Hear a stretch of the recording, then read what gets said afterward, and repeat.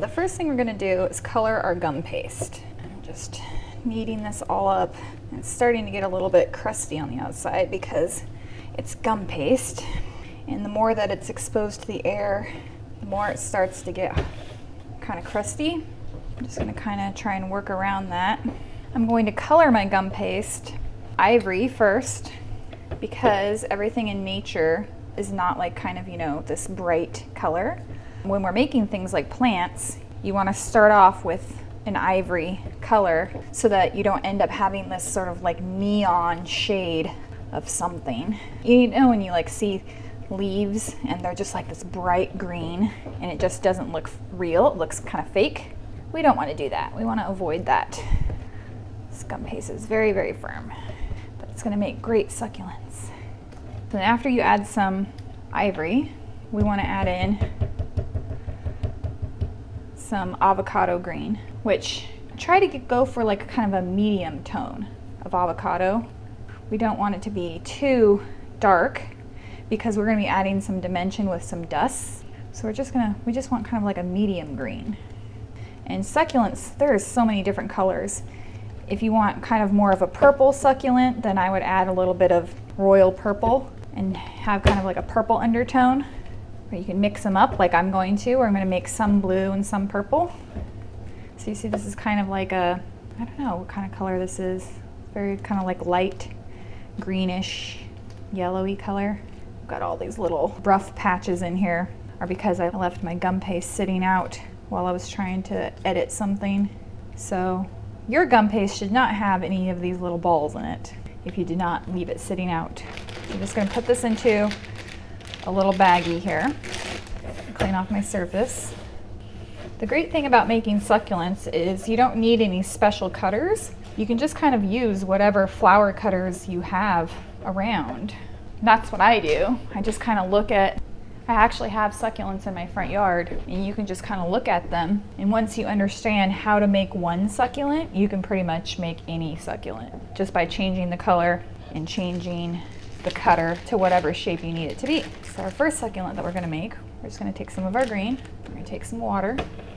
Make sure you always condition your gum paste with a little bit of shortening. That just keeps it from drying out and cracking while you're working with it. If you're having problems with your gum paste getting kind of crusty, then, you know, just make sure you got a nice layer of shortening on top. So when you're making succulents, you don't want to roll out your gum paste super thin, which is kind of counterintuitive. I know we're just, you know, we're all used to rolling out things that are, you know, pretty thin.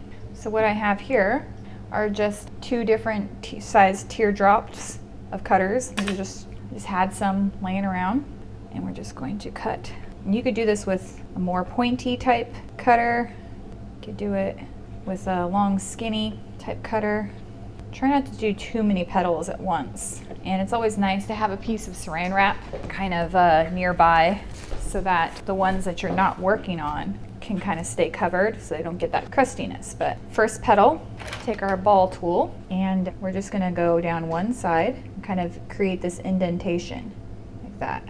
And then we're gonna go on the other side and create another indentation. And you kind of leave this ridge down the center and that makes one petal. Now remember, I have these little balls in mine of hard gum paste, but yours won't have those. Then you take one piece of your floral wire. I believe this is 24 gauge wire. Just dip it into your water. You just insert that right there into the edge, and then you could just let this dry just like this, or you could put onto a spoon, like a plastic spoon former, so that it kind of holds its shape, but we're gonna make a bunch of those.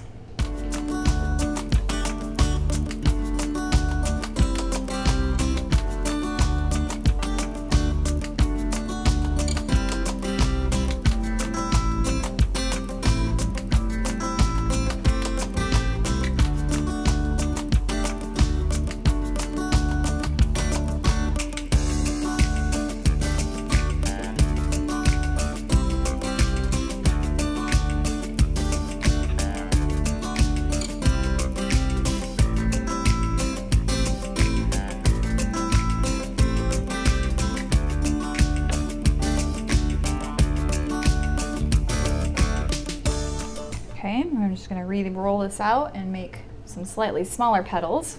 So I did 5 of the big petals, and then I'm going to do 5 of the slightly smaller petals, and then 3 even smaller petals, and then 2 of the smallest petals.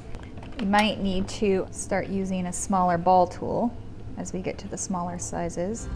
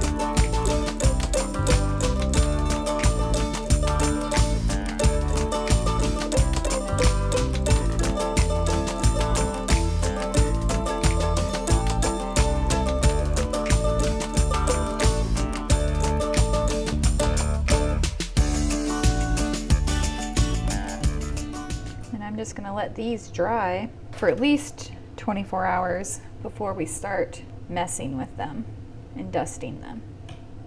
So the last one, I'm actually gonna double up. So you have one here, and I'm gonna put another one right here. So you kind of have them stuck together, and this is gonna be the very center of our succulent. Just double them up. Okay. I'm going to put these onto my spoon rack to dry, and then we'll start on our next type of succulent. We're adding avocado to our yellowish green to make a slightly more intense green. Some succulents are more of a yellowy green, some of them are kind of a bluey green, some of them are, you know, kind of a purpley color. So just look at pictures of succulents that you like and try and mimic the color. That's all I do. It's not quite mixed all the way. I had little swirls in there still. So this one is a type of succulent that you can create by using one of your flower cutters. You roll out your fondant or your gum paste, and then you can take one of these daisy cutters, and you're going to need a couple of sizes. So kind of this size and this size, and then like a really small one. 3 sizes is always nice. So cut out your first one. It's always nice to kind of have a Dresden tool nearby, kind of help you to get the gum paste out of the cutter. I have 1. Make sure this is not stuck to the table. 2, 3. And I know they seem very like thick and clunky at first. Put our plastic down. We're just going to take a ball tool, and you're just going to hollow out the centers, kind of like a really fat daisy, right? Press down, put the water there. We're going to do that to the next, kind of clean up any of the raggedy edges. You'll be surprised how much of this color comes through when we dust. So right now we're just kind of creating the texture. Press down in the center. And then our last one, kind of fold that up like this, kind of squish it all together, and put that there. And then you can take a piece of our floral wire and make a little hook. Just dip that into the water, insert that into the back, and then give it a little twist. And then I would just let this dry upside down on some foam or some like plastic wrap so that it dries before we start dusting. But you can make these in purple or whatever color you want. All right, it's time to start assembling our succulents. Some of them are wired, some of them are not. Just going to show you a couple of examples of how to dust, and then really the options are up to you. I've got a succulent photo that I'm sort of looking at. These are real succulents that exist. And so I'm just going to try and replicate some of the colors that I'm seeing here based off of the color that I have for my base. So the first one we're going to do is this guy right here. It's kind of a yellowy pink color.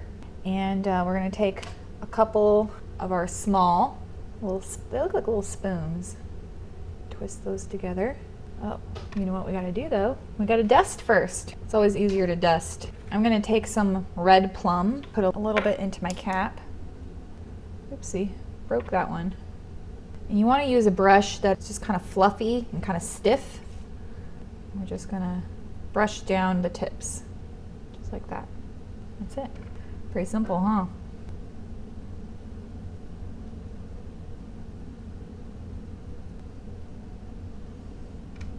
So before we start assembling them, let's dust a few. Okay.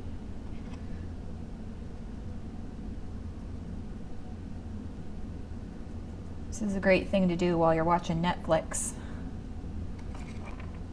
Don't put a ton of color on there, just a little touch, a little kiss.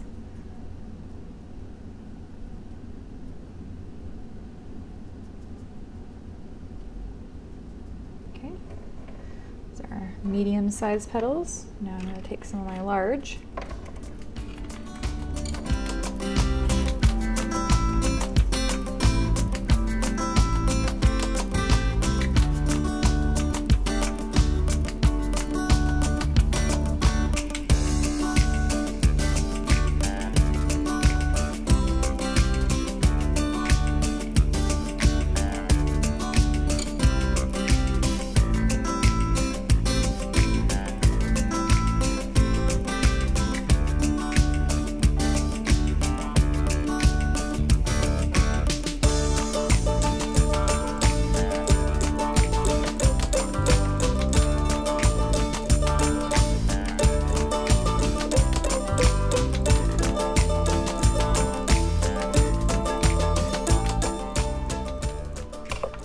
Once we have them dusted, let's continue on. Twist together the two small ones. Kind of bend the wire like this, put it there like that, and twist. Try and get them as close to the top as possible so you don't have any wire showing. I just kind of go around in a circle. And I really feel like there's not really a certain number of petals that you need. It's more like until it looks full and right. Not sure if that's the correct way of going about this, but you know, that's the way I do it. I go by looks.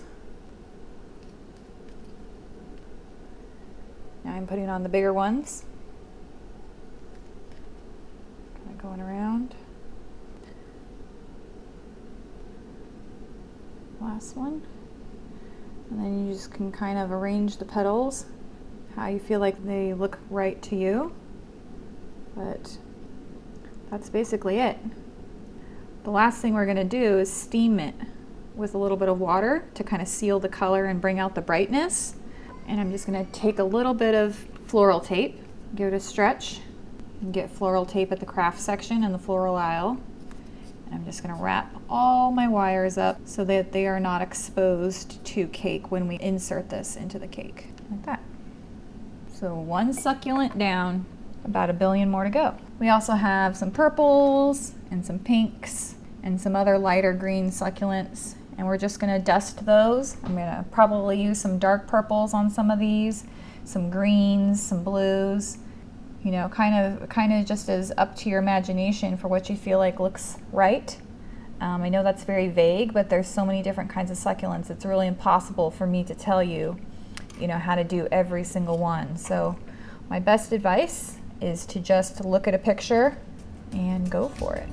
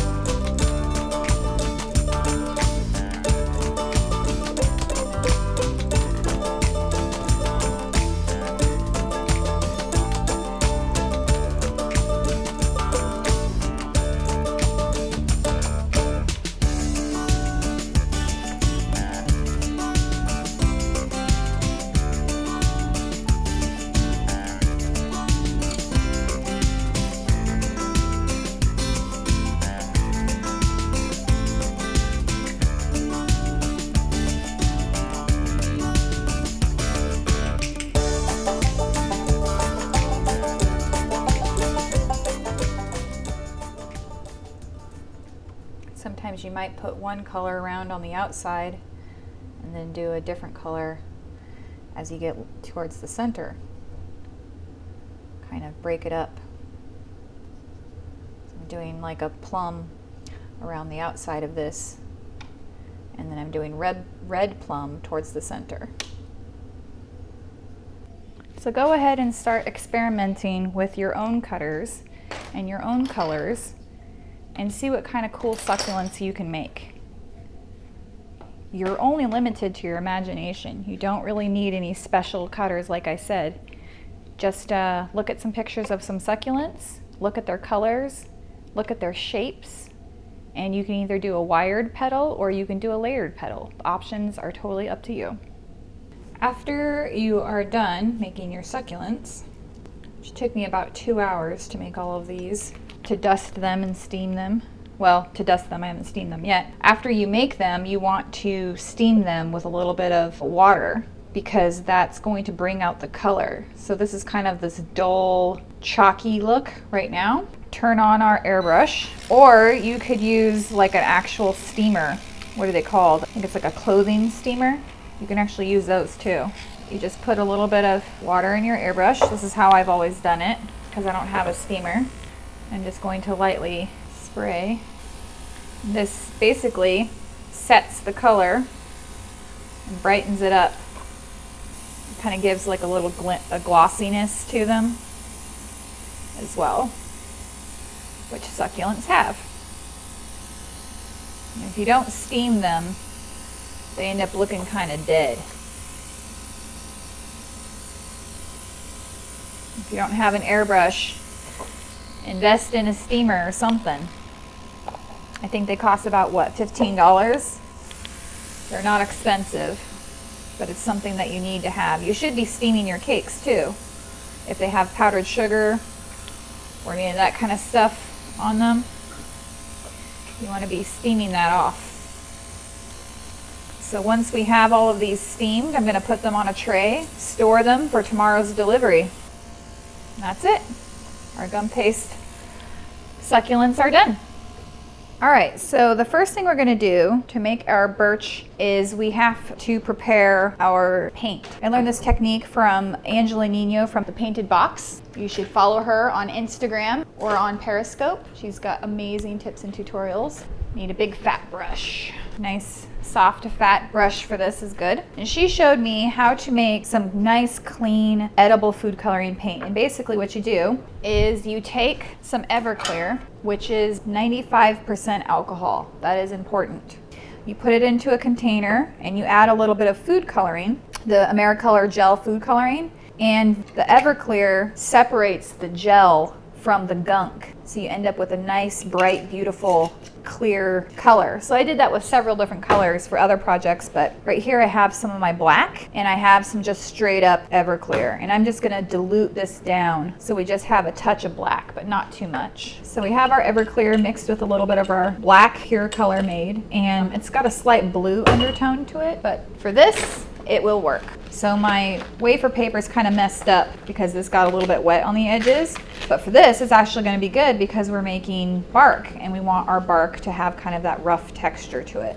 So if you got some messed up wafer paper, that's going to be perfect for this. Just put your 2 pieces of wafer on top of a couple pieces of parchment, and we're just going to saturate it with our color.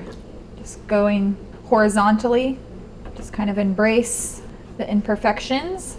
Just let the paper do whatever. Just let it be, right? So you'll end up getting some kind of dark spots and you'll get some light spots, and that's good.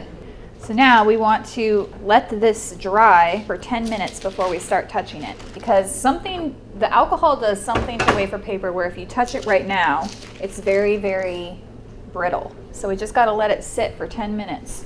So this wafer has already been sitting for about 8 minutes.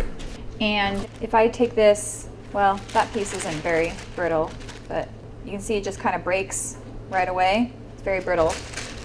So after it's been drying for a while, it becomes very flexible. It's still wet, but not super wet.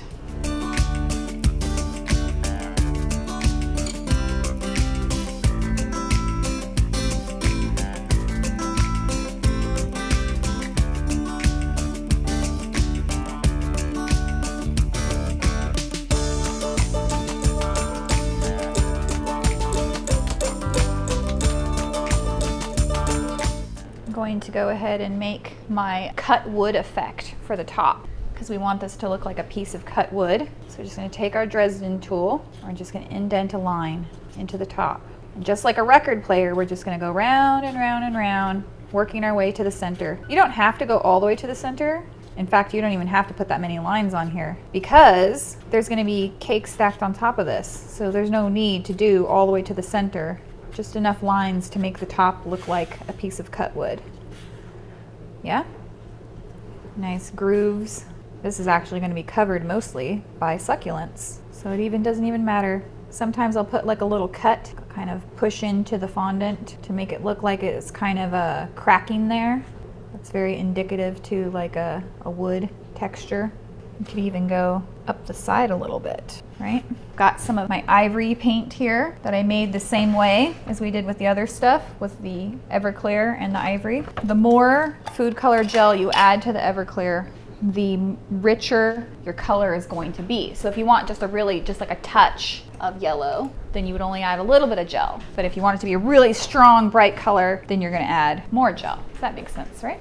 Got another nice flat brush here. I'm just gonna brush that onto the surface. Just a nice little ivory color. The Everclear evaporates almost immediately. And then we're gonna come back with a paper towel that's just a little bit damp. I'm just gonna wipe away some of that excess so that it's not like this bright orangey ivory color. It's more of like a whitish ivory, which is the color that birch is on the inside. It's kind of this nice peachy color. I'm also gonna do a wash around the outside, just real quick, because anywhere where the bark peels away, you're gonna see that wood underneath. And theoretically, the grain should be going up, because that's the way the grain grows on a tree. It goes up. Doesn't have to be perfect. In fact, it's better if it's not perfect. It's good if you have some differences in texture and color. You don't want it to be perfect.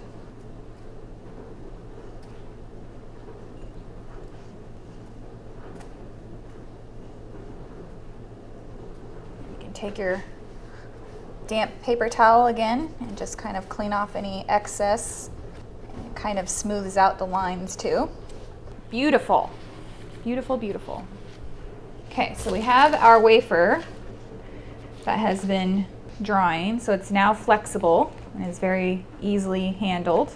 I'm just gonna line up the bottom, and it should stick fairly easily to the cake. And up at the top, I'm gonna break that off. The rougher the texture, the better. I really want that to be nice and rough. And then I'm gonna even take it further, and I'm just gonna peel back some of these little areas like that, right? Make it real, rough it up.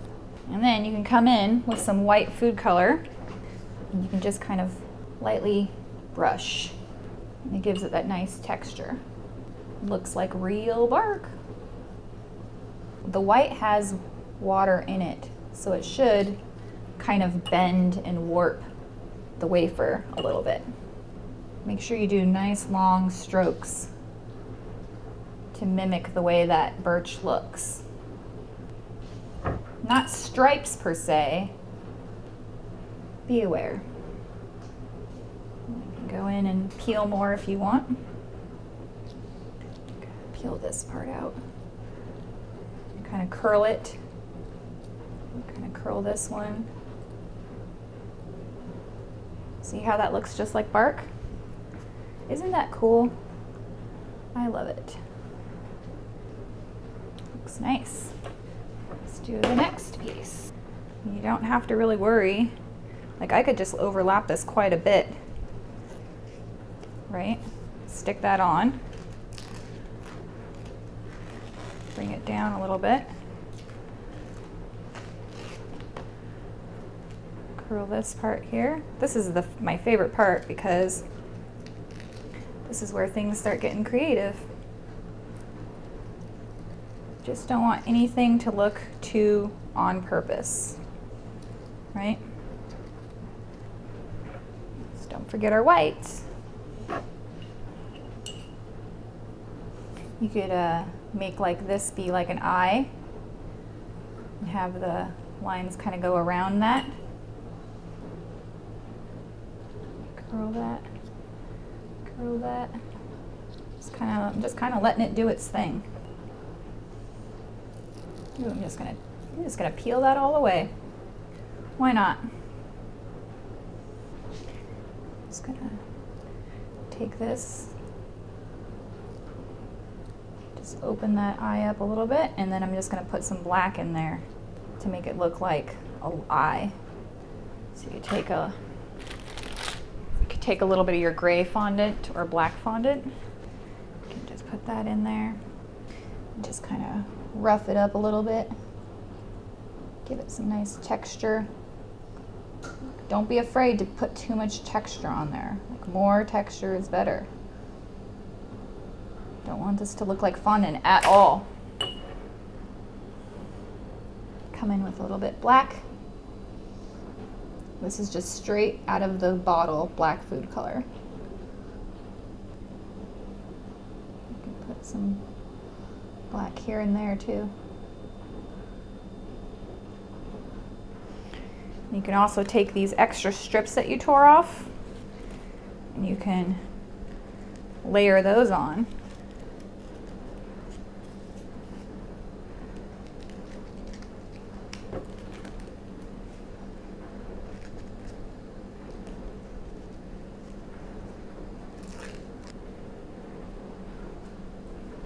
That looks so pretty, guys.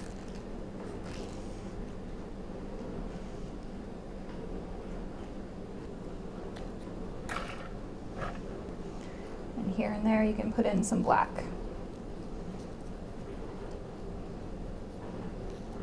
Kind of in stripes.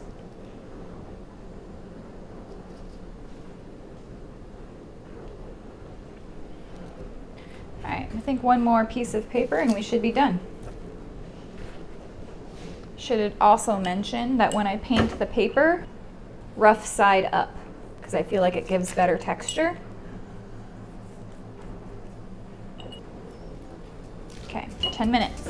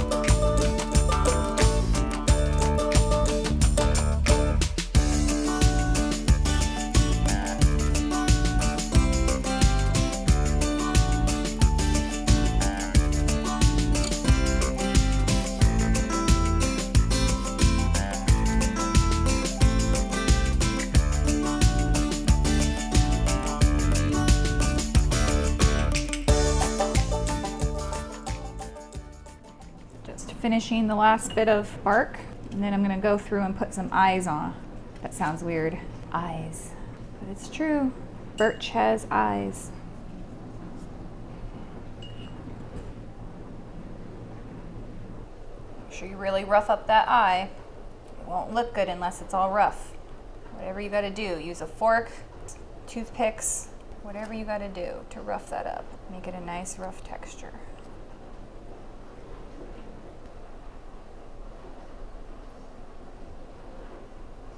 So, another thing birch trees have is they kind of have these long skinny lines of black here and there.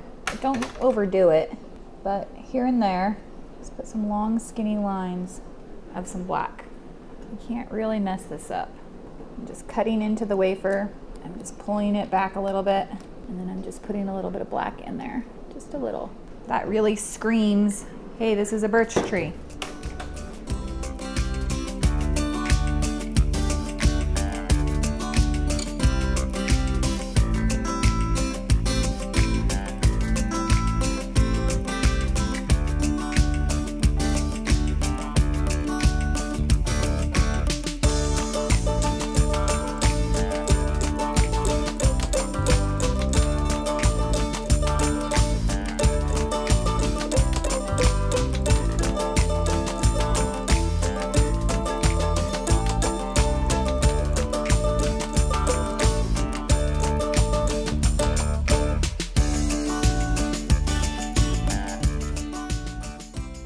just love when it cracks like that.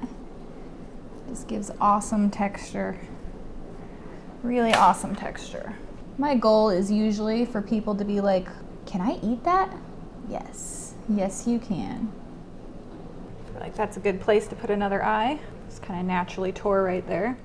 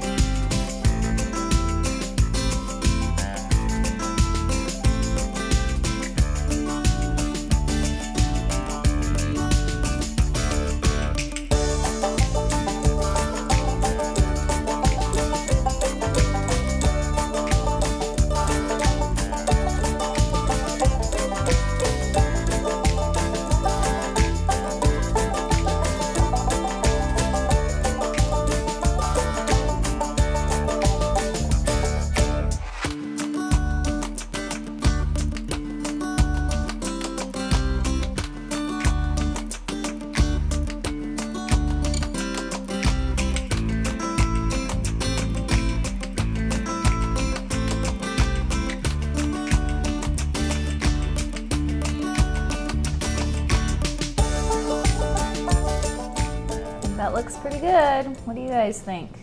Birchy? I think it looks pretty birchy. I don't want to put too much more on because I don't want to lose. It's still a wedding cake, right? So I don't want it to be too crazy. All right, that tier is done.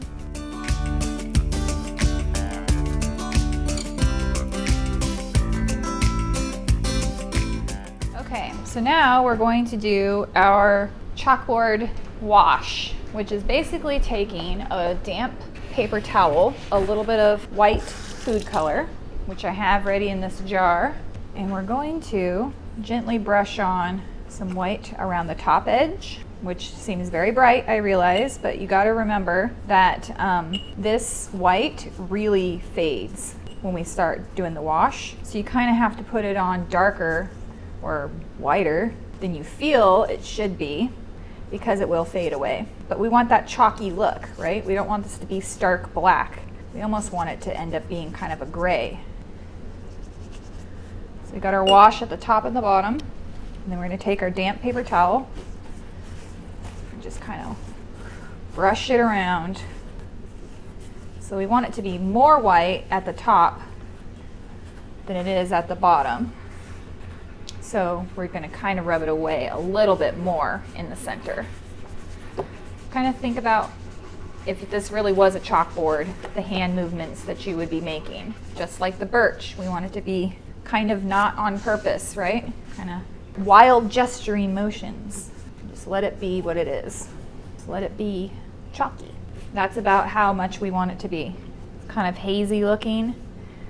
That's perfect. So now I'm going to do the monogram. I'm going to use a glass to kind of indent where I want it to be so that I don't have to freehand a circle, because I'm not good at that. And if you don't like where it is, you can move it. You can see that circle?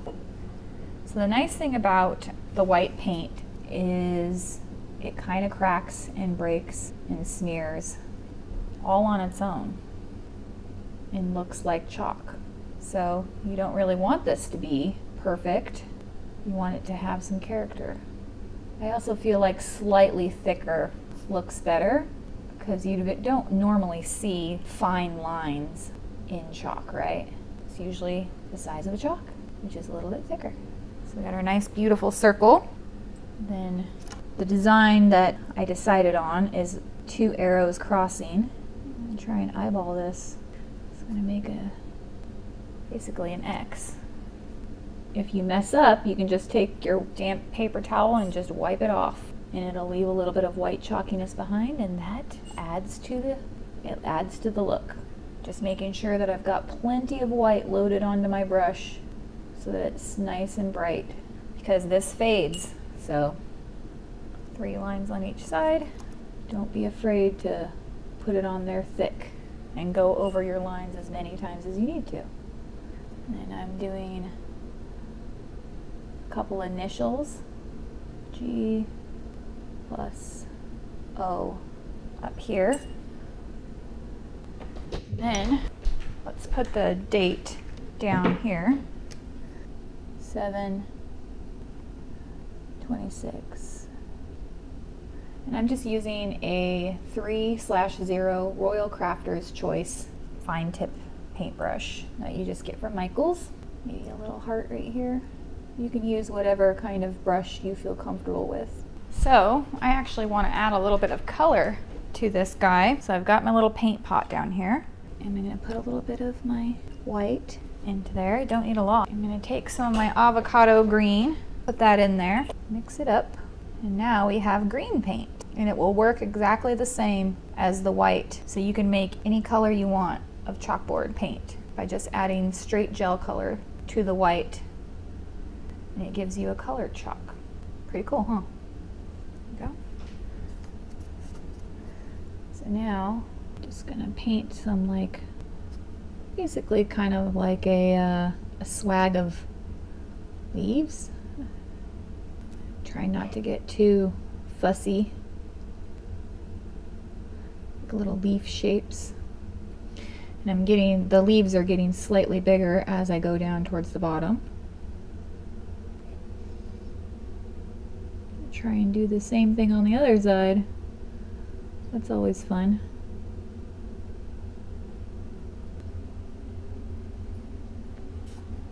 Looks pretty cute, huh?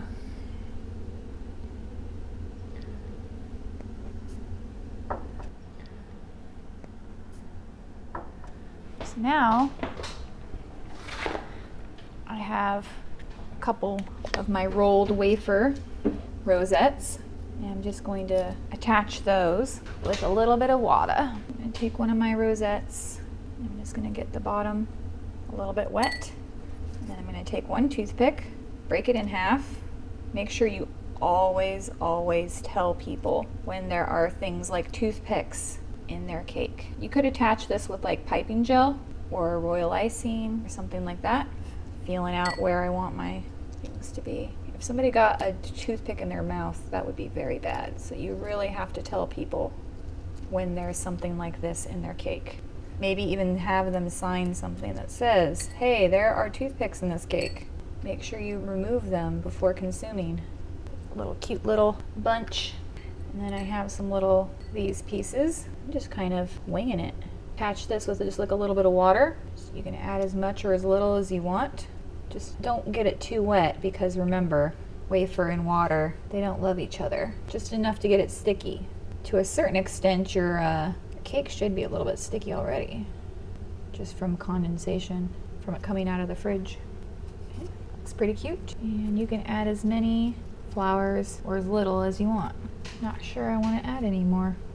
You know, feel like that looks pretty good, just like that.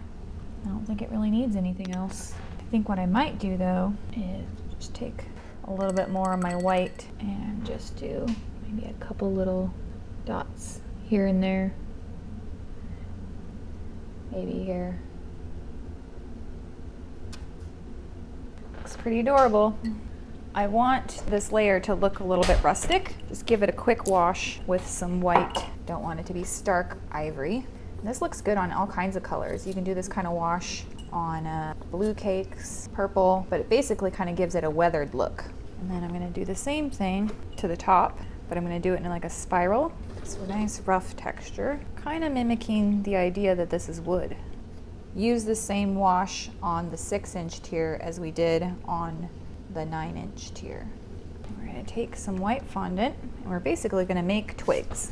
You're going to need large and a medium-sized ball tool. An X-Acto blade would be good. We're going to roll out a long skinny piece of our white. We're going to add a little spot there and a little spot here.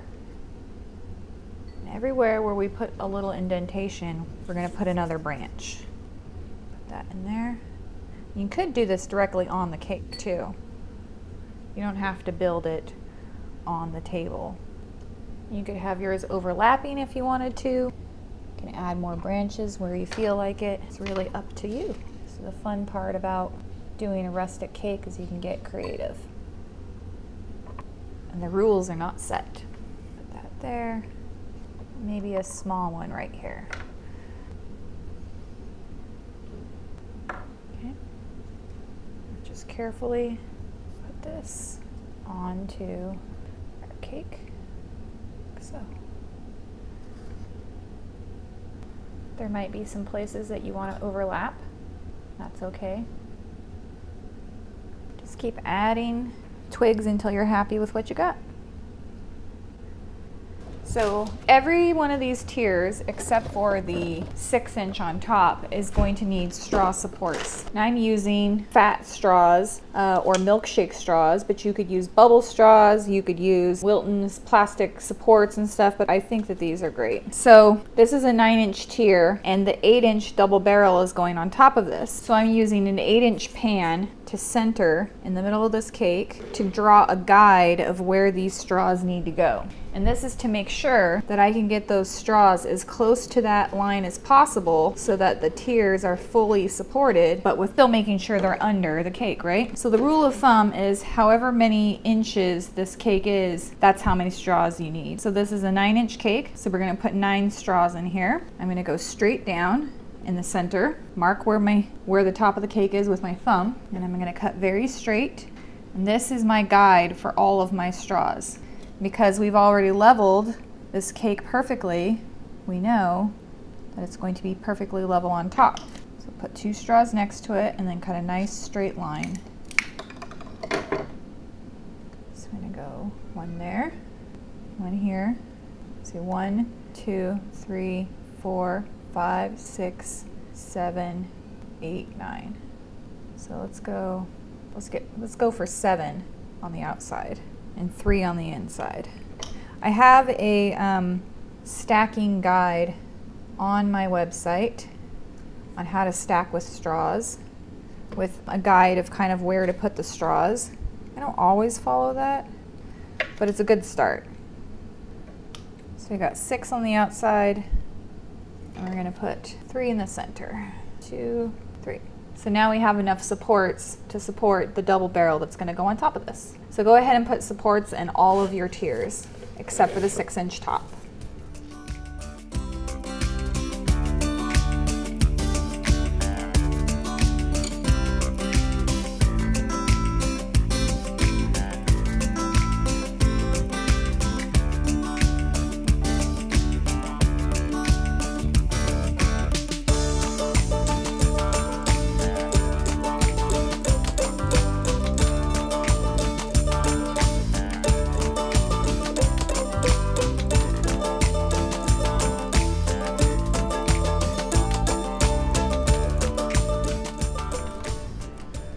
I finished my succulents, and what I'm doing is I'm attaching toothpicks to the backs of these so that I can insert them more easily into the cake. So when I made my succulents, I put a little wire in the back, but this is not going to be enough to support the succulent when I put it into the cake. So I'm just gonna attach a little toothpick to it, take some floral tape.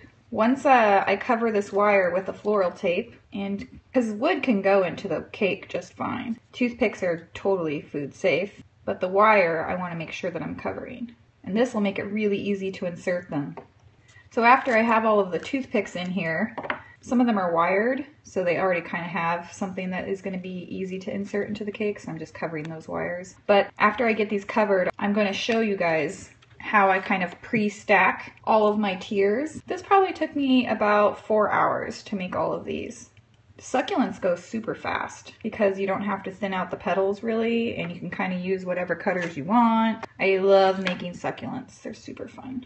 I'm going to show you how I put them on the cake. So my birch cake has been chilling in the fridge overnight, and I have all of my straw supports in there. See, I really do use straws for everything. I don't just say that. I'm going to just use a little spatula to lift it up. Get this out of the way.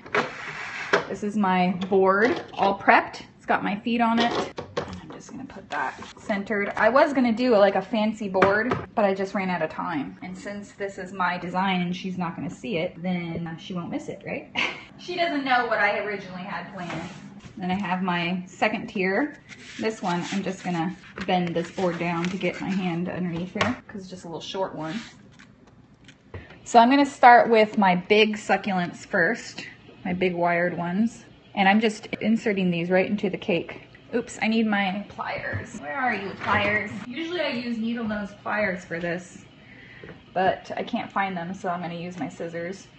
So you put in the big flowers first, and then you fill up the space with kind of secondary flowers. So now I'm going medium flowers, and now I'm gonna fill in the space with kind of the smaller flowers.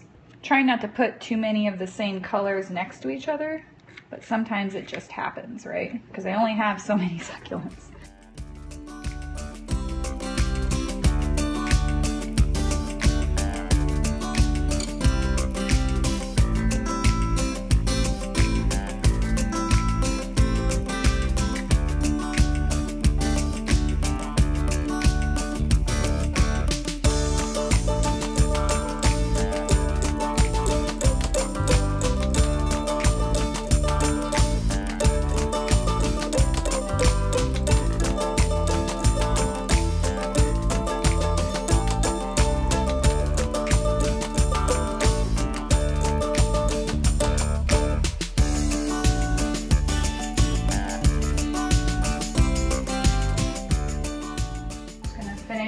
Putting a couple of succulents on the top. So I'm going to decide where I want the front to be, kind of like that. So I'm kind of making like a little triangle. Put your big ones in first.